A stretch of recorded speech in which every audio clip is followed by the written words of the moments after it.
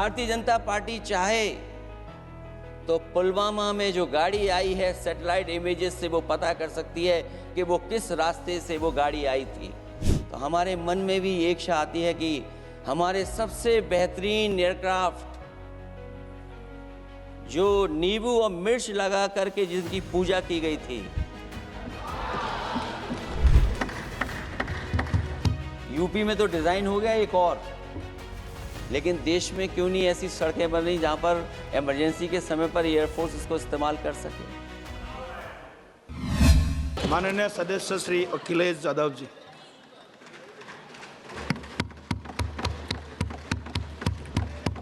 माननीय सभापति जी, अभी बोलूंगा मैं बताऊंगा, मैं उस पर ही बोलूंगा। माननीय सभापति, मैं धन्यवाद देता हूं आपको कि आपने मुझे बहुत महत्वपूर्ण विषय पे बोलने का मुझे मौका दिया। अभी मैं तमिलनाडु के डीएमके की माननीय सदस्य कानिमोझी जी को मैं सुन रहा था और उन्होंने मैं उनको धन्यवाद देता हूं कि कई महत्वपूर्ण बातें उन्होंने रखी और अभी भी उनको अपनी अच्छी बातों के लिए बधाई मिल रही है। हमें खुशी है इस बात की कि विपक्ष में जो लोग हैं उनको बधाई मिल रही है, लेकिन सत्ता पक्ष के लोग जब बोल के जा रहे हैं तो उनके सदस्य भी उन्हें बधाई नहीं दे रहा कोई। अध्यक्ष महोदय, मैं धन्यवाद देता हूं आपका भी, और क्योंकि मैं उनकी बात सुन रहा था, उनकी बात सुनने से मुझे कुछ याद आया। मैं ये कहना चाहता हूं 2 लाइनों में कि मैं दुनिया को मनाने में लगा हूं। अध्यक्ष महोदय, मैं भारतीय जनता पार्टी के लिए बता रहा हूं ये लाइनें कि मैं दुनिया को मनाने में लगा हूं, मेरा घर मुझसे रूठा जा रहा है। मैं दुनिया को बनाने में लगा हूं, मेरा घर मुझसे रूठा जा रहा है। अध्यक्ष महोदय, बात शुरू करने से पहले मैं सबसे पहले भारत की सेना, उसका आभार, उसका धन्यवाद देना चाहता हूं। दुनिया में साहसी फौजों में गिनती अगर होती है तो हमारी भारत की सेना सबसे आगे दिखाई देगी। उनके पराक्रम पर, उनकी वीरता पर, उनके अदम्य शौर्य पर हमें सबको गर्व है। कोई ऐसा भारतीय नहीं होगा जिसको गर्व ना हो। हमें अपनी फौज पर गर्व है और हमें इस बात के लिए भी गर्व है कि जब सेना ने अपना ऑपरेशन शुरू किया तो पाकिस्तान के जितने भी टेररिस्ट कैंप थे उन पर अटैक किया गया। न केवल पाकिस्तानी कैंपों को नष्ट किया गया, बल्कि पाकिस्तानी जो एयर बेस है उन तक पहुंच गए, उनको भी नष्ट किया, ध्वस्त किया। और जब हमारी फौज पाकिस्तान को हमेशा हमेशा के लिए एक पाठ पढ़ा सकती थी, एक ऐसा संदेश जाता कि भविष्य में पाकिस्तान कभी ये हिम्मत नहीं जुटा पाता। और ऐसा भी लगा हम लोगों को, क्योंकि अध्यक्ष महोदय, जब हम बड़े बड़े राष्ट्रीय चैनलों को देखते हैं तो उन चैनलों से ये लग रहा था कि कराची हमारा हो गया है, लाहौर हमारा हो गया है। किसी चैनल ने किसी को ये भी बताया कि हमने उनको पकड़ भी लिया है। ಪರಿಶುದ್ಧ ನಂದಿನಿ ಹಾಲಿನಿಂದ ತಯಾರಿಸಿದ ನೈಜ ನಂದಿನಿ ಐಸ್ ಕ್ರೀಮ್ಸ್। जो कमेंट्री, जो विजुअल्स थे वो ऐसा लग रहा था कि अध्यक्ष महोदय अब पीओके हमारा हो जाएगा। हालांकि सरकार के इंजनों को मैं टकराता हुआ देखता हूं। हो सकता है ये मेरा भ्रम हो, लेकिन पीओके के मामले में सभी इंजन हमें एक दिखाई देते हैं। और जहां पीओके पे पहुंचने तक की बात थी, कुछ लोग तो पीओके पर ये कह रहे थे कि हमारा कब्जा हो जाएगा, 6 महीने का केवल हमें मौका मिल जाए।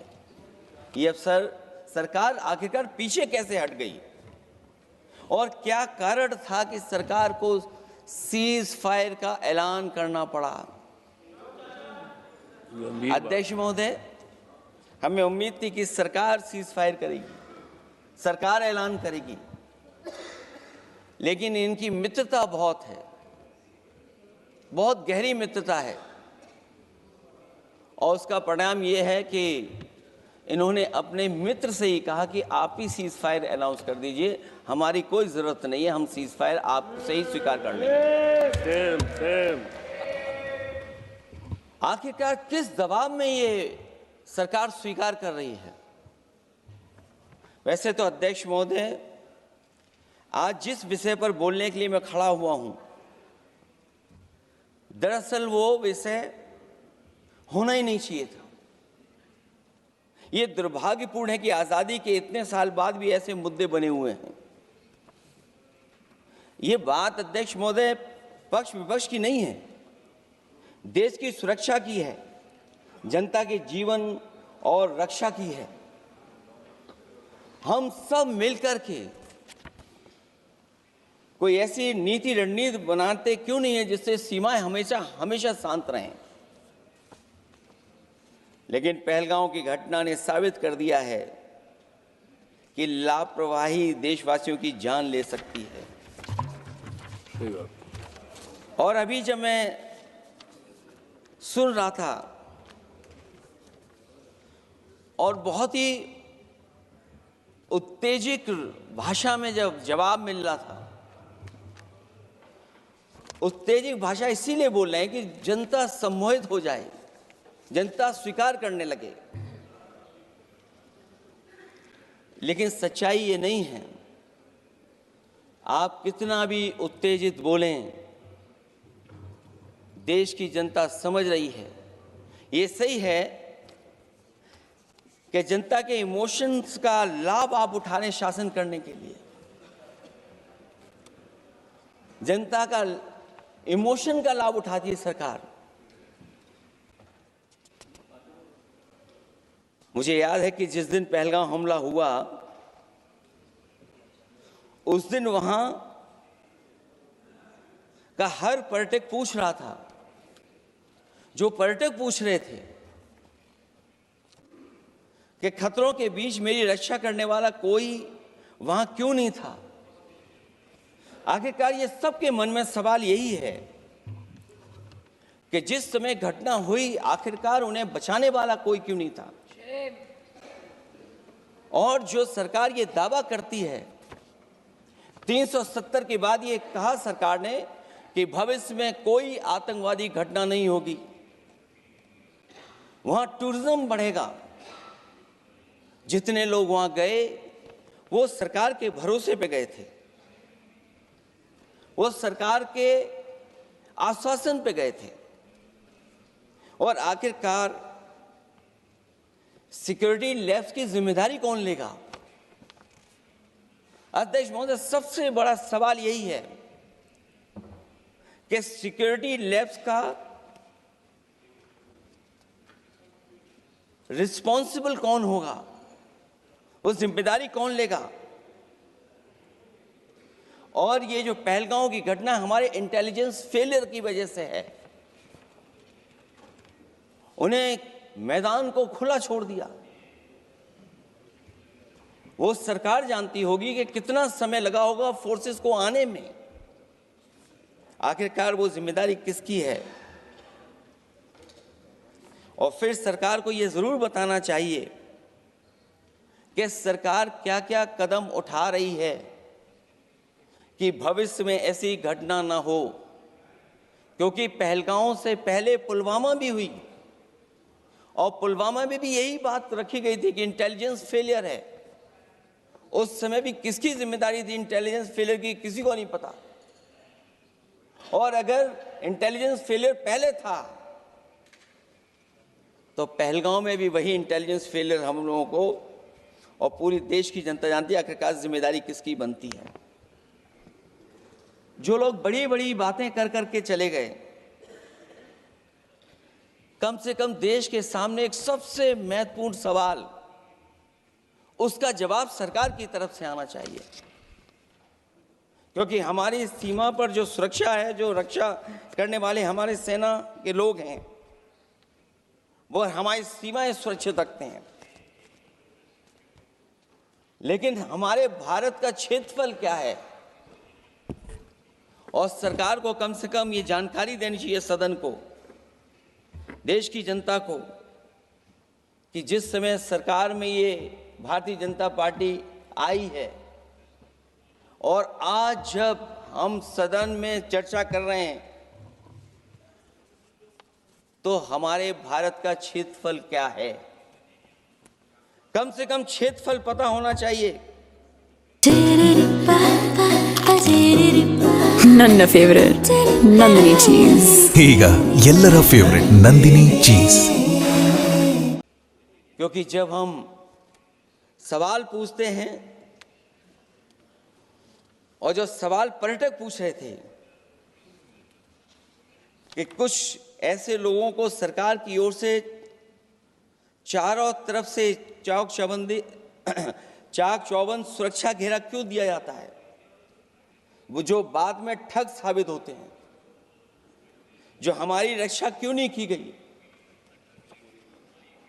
पहलगांव के दूसरे दिन की जिस तरह की राजनीतिक कार्टून, क्योंकि जिस तरह का लाभ लेना चाहते हैं भारतीय जनता पार्टी के लोग, हम सब ने देखा कि पहलगांव के दूसरे दिन ही जिस तरह का राजनीतिक कार्टून भाजपा के ऑफिशियल हैंडल से पब्लिश किया गया और हमारे द्वारा घोर आपत्ति किए जाने पर हटाया गया, उसने साबित कर दिया कि भाजपा के लोग भी जानते हैं कि दुख की इस घड़ी में उन्होंने देश की भावनाओं के साथ बेहद शर्मनाक खिलवाड़ किया है। भाजपा बताए कि ऐसे संवेदनहीन लोगों के खिलाफ उन्होंने क्या कार्रवाई की है। ये अति गंभीर प्रश्न है कि जिन्होंने अपनों को खोया है उन पर दबाव डाल करके बयान भले बदलवा दिए जाएं, लेकिन भाजपा याद रखें, बयान बदलवाने से सच नहीं बदल जाता है। पहलगांव के शहीद सैनिक की पत्नी द्वारा देश हित में शांति और सौहार्द की अपील करने पर उनसे जिस तरह का दुर्व्यवहार और उपशब्द कहे गए, उससे हर महिला और सच्चा देश प्रेमी बहुत दुखी है, आहत और शर्मिंदा हुआ है। ये सब जानते हैं कि किन लोगों की हरकत थी। इस संदर्भ में और परिप्रेक्ष्य में हमने महिला आयोग को पुरजोर अपील की थी कि वो नारी की गरिमा के विरुद्ध गलत बयानी करने वालों के खिलाफ केवल शाब्दिक औपचारिकताएं न निभाएं और बल्कि सही से कार्रवाई करें, लेकिन उस पर भी कुछ नहीं किया सरकार ने।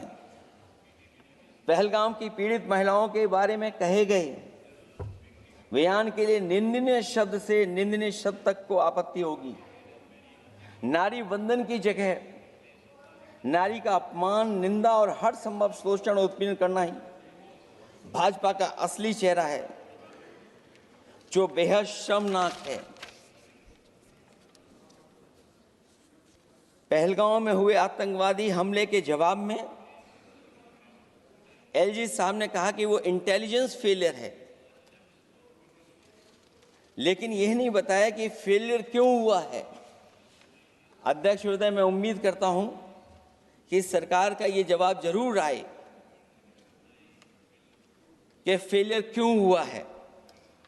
ऑपरेशन सिंदूर के नाम पर जो प्रचार किया गया वो भी निंदनीय है। सच तो यह है कि ऑपरेशन सिंदूर का होना ही सरकार की विफलता का प्रतीक है। इससे बड़ी विफलता सरकार की कोई नहीं हो सकती कि अध्यक्ष महोदय हम और आप सब मिल करके बैठ करके सिंदूर ऑपरेशन पर बहस करें, चर्चा करें।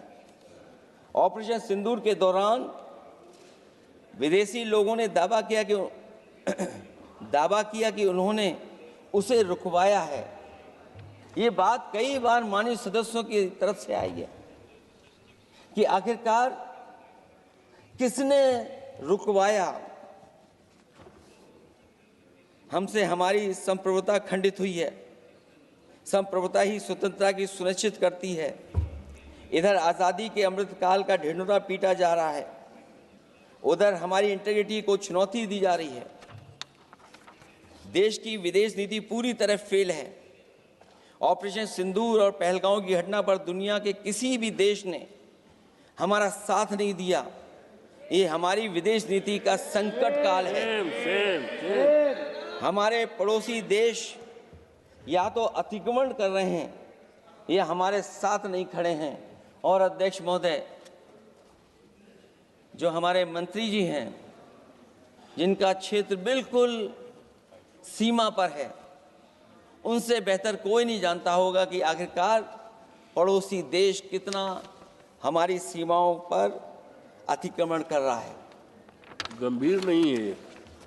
समाजवादियों ने हमेशा देश की सरकारों को चिताया है कि असली चुनौती और प्रतिद्वंद्विता किस देश से है, कौन पूर्वोत्तर की सीमाओं में इंक्रोचमेंट कर रहा है। सरकार को ऐसे मामलों में साहस और समझदारी से काम लेना होगा। सीमाओं से समझौता नहीं करना चाहिए। आज सरहदों के साथ देश के कारोबार को भी चुनौती मिल रही है। सरकार को आगे बढ़कर के उसका समाधान करना है, 2 कदम पीछे करने नहीं है। अध्यक्ष महोदय, जो हम लोगों को सुनने में मिलता है, ये सरकार जवाब दे कि आखिरकार जो पाकिस्तान है उसके पीछे कौन सा देश खड़ा है। आखिरकार हमें चीन से उतना ही खतरा है जितना हमारे देश में आतंकवाद से खतरा है।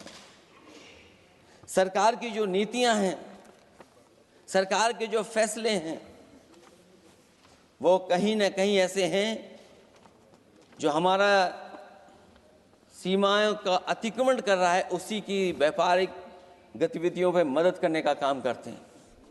सरकार को अपनी आर्थिक नीतियों के लिए गंभीरता से पुनर्विचार करना होगा। हमारा व्यापार कारोबार मजबूत होगा तो कोई हमें चुनौती नहीं दे पाएगा। बात केवल $1 ट्रिलियन की नहीं बल्कि देश की सुरक्षा और आत्मनिर्भरता की होनी चाहिए। एक तरफ स्वदेशी की नीति को इस प्रकार सरकार ने ताक पर फ्री ट्रेड की बात की है, तो दूसरी तरफ मैन्युफैक्चरिंग की जगह देश को ट्रेडर कंट्री बनाकर छोड़ दिया है। यही देश के बेरोजगारी की वजह भी है। ट्रेडर्स की मुनाफाखोरी और चंदा वसूली की वजह से महंगाई बढ़ रही है। आर्थिक मामलों में ये सरकार पूरी तरह फेल हो चुकी है।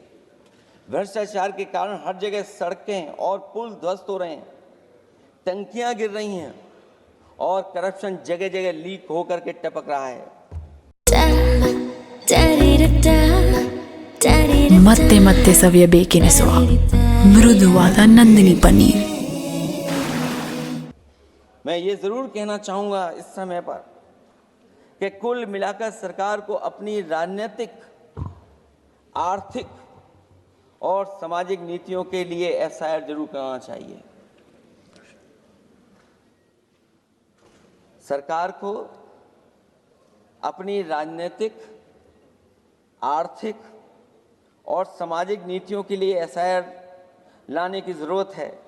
वो हर बार ये कहकर नहीं बच सकती कि चूक हुई है, क्योंकि हर बार सरकार ये कोशिश करती है कि इन घटनाओं से बच जाएं हम, केवल चूक कहकर करके। केवल हमारी सीमाएं जो पाकिस्तान से जुड़ी हैं, वहाँ तो आतंकवाद का हमेशा खतरा ही रहता है, लेकिन जो दूसरी सीमाएं हमारे देश की जुड़ी हुई हैं, उनसे भी हमारे देश को लगातार खतरा बढ़ता चला जा रहा है। आज अपनी सीमा की स्थिति गलवान से पहले की स्थिति तक भी नहीं लौटी है। जो पहले स्थिति थी वहाँ ये सरकार नहीं पहुँच पाई है। वास्तविक में नियंत्रण रेखा के कई क्षेत्रों में महत्वपूर्ण बफर जोन जब भारतीय गश्ती के लिए उपलब्ध नहीं है, तो पूर्वी लद्दाख में अतिरिक्त भारतीय तैनाती जारी है, जिससे सेना को सैनिकों की भारी कमी का सामना करना पड़ रहा है। हमें उम्मीद है कि जब इतने महत्वपूर्ण समय पर बहस हो रही है, तो सरकार अपनी अग्निवीर वाली योजना को वापस लेने का काम करेगी, जिससे कम से कम सेना की कमी, हमें सेना को पूरी की पूरी सेना मिल सके। जनवरी में अपनी वार्षिक प्रेस वार्ता में जब सेना प्रमुख ने से ये पूछा गया, तो उन्होंने जवाब डालते हुए कहा कि गश्ती से जुड़े फैसले अब स्थानीय कमांडरों पर छोड़ दिए गए हैं। जैसे भारत की सीमाओं की पवित्रता अब राजनीतिक नेतृत्व का नहीं बल्कि स्थानीय सेवा अधिकारियों का मामला रह गया है। इस पे भी सरकार को बहुत गंभीरता से सोचना पड़ेगा कि जहां लगातार हमारी सीमाओं का एनक्रोचमेंट हो रहा है। चीन ने भारतीय वाहन निर्माताओं के लिए आवश्यक दुर्लभ खनिजों की आपूर्ति रोक दी है। सुना है कि बुलेट ट्रेन प्रोजेक्ट के लिए सुरंग खोदने वाली मशीनें, डीएपी जैसे उर्वरक और यहाँ तक कि कई बड़ी कंपनियों की रणनीति के तहत उनकी सप्लाई रोकने का काम किया है। जहां हम एक तरफ आत्मनिर्भर का नारा दे रहे हैं, वहीं हम किस पर निर्भर होते चले जा रहे हैं, ये भी विचार करने का सवाल है। सुनने में आ रहा है कि कुछ महीनों के बाद सरकार बीजिंग में मंत्री अधिकारी सब मिलकर के कोई बहुत बड़ी मीटिंग होने जा रही है। कहीं ऐसा तो नहीं है जो कूटनीतिक भागदौड़ चल रही है, कहीं कोई हमारी कमजोरी तो नहीं उजागर कर रही है। इसलिए जहां हमें पाकिस्तान से खतरा है, उसकी सीमाओं से हमारा आतंकवाद आ रहा है, वहीं जो उसके पीछे खड़ा हुआ देश चीन, उससे भी हमें सावधान रहना पड़ेगा। और अध्यक्ष महोदय, हम सब समाजवादियों ने कई मौकों पर ये बात रखी और कही कि हमारा खतरा पाकिस्तान से नहीं है, हमारा खतरा है चीन से। न केवल वो हमारी ज़मीन छीन रहा है समय समय पर, बल्कि हमारे बाजार को भी छीनने का काम कर रहा है। इस सरकार को कहीं न कहीं आतंकवाद को और पाकिस्तान को लगाम लगाने के लिए 10 या 15 साल का ऐसा फैसला लेना चाहिए जिससे कि वहाँ से हमारा कारोबार कम होता चला जाए। और अगर हमारा देश महोदय कारोबार कम नहीं होगा तो हम अपने देश को आत्मनिर्भर भी नहीं बना पाएंगे।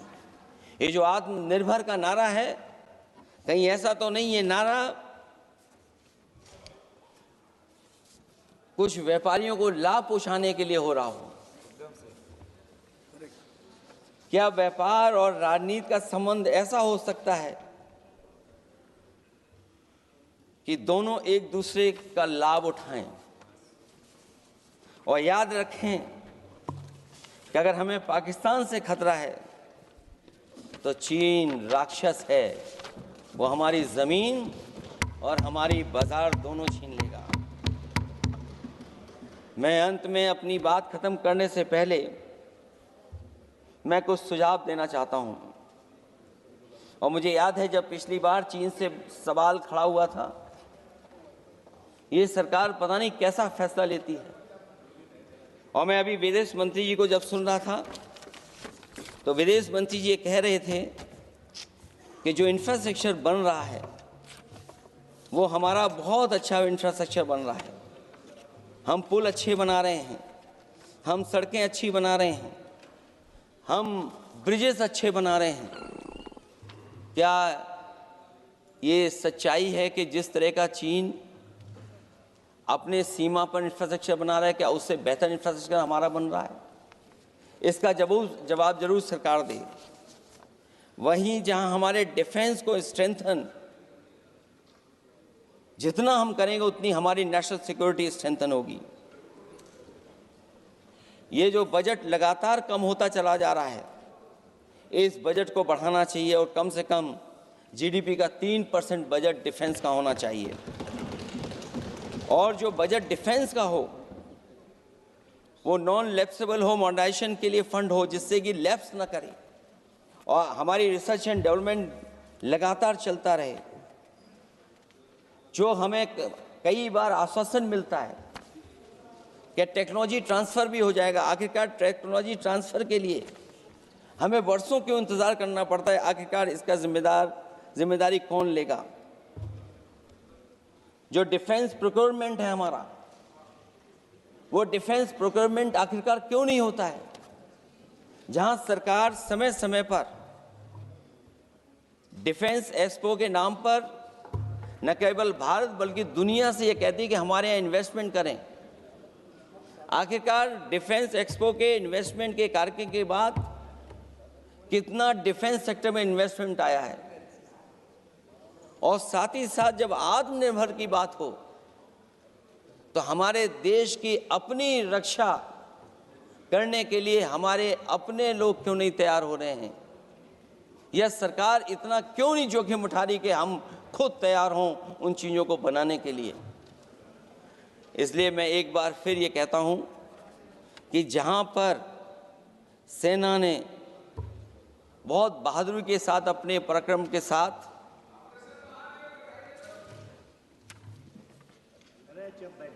पराक्रम, वीरता और अदम्य शौर्य की जो उन्होंने परिचय दिया, उसके लिए फौज को मैं बधाई देता हूं। लेकिन अभी जब मैं सुन रहा था, ये जो अभी आतंकवादी मारे गए हैं, आतंकवादी मारे जाते हैं, हम सब पक्ष में हैं, लेकिन हर जगह राजनीतिक लाभ आखिरकार कौन उठा रहा है? क्योंकि मैं अपनी बात खत्म कर रहा था, अध्यक्ष महोदय ये पूछ रहे हैं कि आज महादेव ऑपरेशन पे मैं धन्यवाद क्यों नहीं दे रहा हूं। अध्यक्ष महोदय, जिस समय समर्थन की बात आई, पूरे देश के जितने भी राजनीतिक दल हैं वो आपके साथ थे। आखिरकार इनकाउंटर कल ही क्यों हुआ?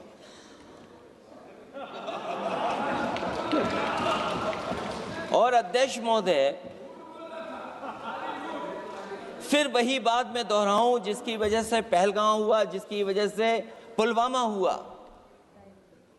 अगर ये इतना ही टेक्नोलॉजी और इन सब चीजों को समझते हैं और जानते हैं, इतना ही टेक्नोलॉजी और इन चीजों को सब समझते हैं, तो आखिरकार अध्यक्ष महोदय पुलवामा में जो गाड़ी में RDX आया, वो गाड़ी आज तक क्यों नहीं पकड़ी गई? और शायद भारतीय जनता पार्टी के लोग ये जानते होंगे कि बहुत सारे विभाग सरकार के होते हैं, सैटेलाइट इमेजेस देते हैं। अगर आज भी भारतीय जनता पार्टी चाहे तो पुलवामा में जो गाड़ी आई है, सैटेलाइट इमेजेस से वो पता कर सकती है कि वो किस रास्ते से वो गाड़ी आई थी। आप हिम्मत क्यों नहीं जुटा पा रहे हैं उसके लिए? और फिर पहलगांव में किसी भी दल ने आपके साथ किसी तरह की राजनीतिक बातचीत नहीं की, लेकिन राजनीतिक लाभ आपने कांग्रेस पार्टी से भी उठाने की कोशिश की, हमारे से भी उठाने की कोशिश की। अगर डेलीगेशन भेजना ही था आपको तो पॉलिटिकल पार्टीज तय करती हैं, आप नहीं तय कर सकते। ये राजनीति कौन कर रहा है? और फिर अध्यक्ष महोदय, राजनीति करने वाले वो लोग जो अपने चुनावी भाषण में कह रहे थे कि POK हम 6 महीने में ले लेंगे, हम अक्साई चिन्ह ले लेंगे। इसीलिए मैंने सवाल पूछा अध्यक्ष महोदय सरकार से कि जिस समय सरकार में भारतीय जनता पार्टी आई, उस समय भारत का क्षेत्रफल क्या था और भारत का क्षेत्रफल आज क्या है? क्या 5 फिंगर्स, पेंगोंग लेक, गलवान घाटी, रजांगला, उसका जवाब किसके पास है? सरकार के पास है क्या कि नहीं है?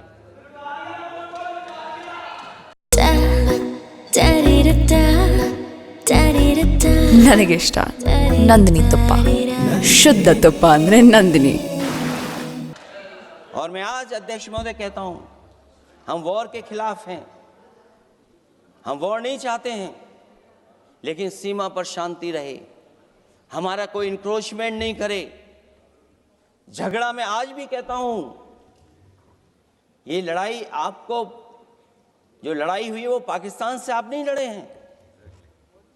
अध्यक्ष महोदय, आप कितना भी छिपना चाहोगे, छिपाना चाहोगे, कोई भी स्वीकार नहीं करेगा.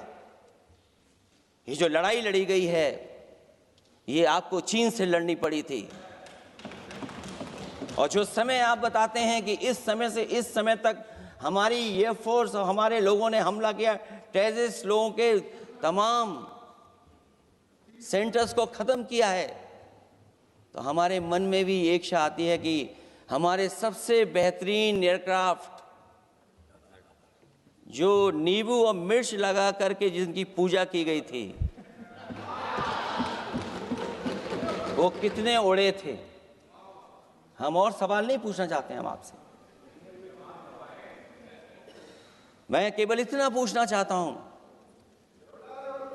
कि जिन एयरक्राफ्टों को नींबू और मिर्च लगा करके पूजा की गई थी, वो एयरक्राफ्ट कितने उड़े थे. हमें अपनी पूरी एयरफोर्स पे गर्व है. इतने बेहतरीन पायलट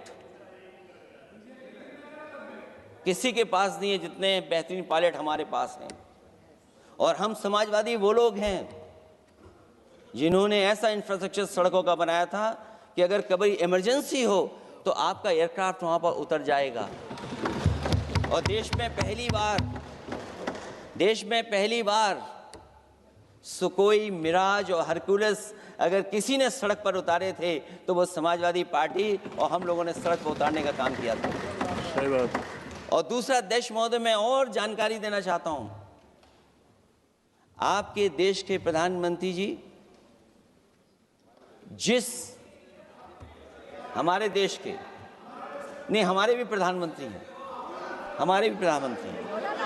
हमारे हैं, बात खत्म हो रहा है. अध्यक्ष महोदय, मैं फिर बोलता हूं. अध्यक्ष महोदय, मैं तो आपको बहुत अच्छा मान रहा था कि आप ही मुझे बुलवा के गए थे. मैं फिर बोलता हूं, देखिए प्रधानमंत्री जी की लाइनें हैं ये वाली, मैं दुनिया को मनाने में लगा हूं, मेरा घर मुझसे रूठा जा रहा है. आखिरकार कौन रूठा हुआ है? इस देश में जो हमने देखा इतने दिनों में, प्रधानमंत्री जी डिफेंस मिनिस्टर का भी रोल प्ले कर रहे थे. इसलिए जिस सड़क पर हमारे देश के प्रधानमंत्री जी हरकुलस विमान से उतरे थे, वो हाईवे किसी ने डिजाइन किया था? तो समाजवादी लोगों ने डिजाइन किया था. यूपी में तो डिजाइन हो गया एक और, लेकिन देश में क्यों नहीं ऐसी सड़कें बन रही जहां पर इमरजेंसी के समय पर एयरफोर्स इसको इस्तेमाल कर सके?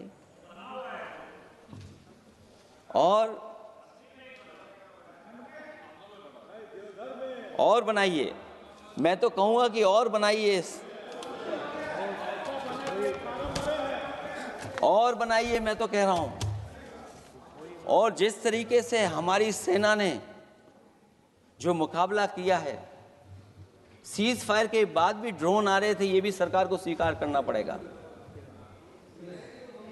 आखिरकार सवाल ये है हमारा कि सीज फायर किसके दबाव में किया है, और सीज फायर क्यों किया जब हमारी फौज पीओके को भी ले लेती और पाकिस्तान के भी.